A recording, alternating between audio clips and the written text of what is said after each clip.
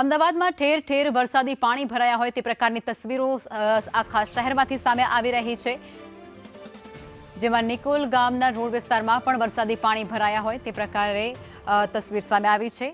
Canal પાસે પણ સોસાયટીઓ જે છે જેમાં સ્થાનિકો વસવાટ કરી રહ્યા છે તે રહેણાંક સોસાયટીઓમાં પણ વરસાદી પાણી ભરાયા છે।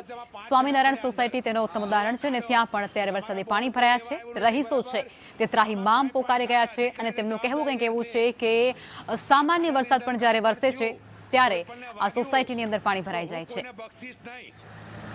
આના ઉપર કેસ કરવામાં આવશે, બરાબર?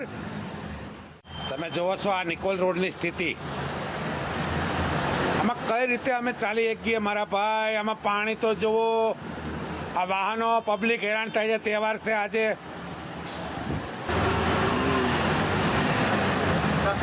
આ ખાડો આ રીતે ખોજો જેમાં 5 જણા પડ્યા અંદર।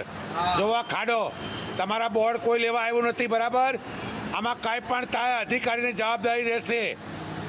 આ ખાડાની અંદર કાંઈ પણ થયું, કોઈ પણને વાગ્યું તો હું કોઈને બક્ષીશ નહીં। આના ઉપર કેસ કરવામાં આવશે, બરાબર?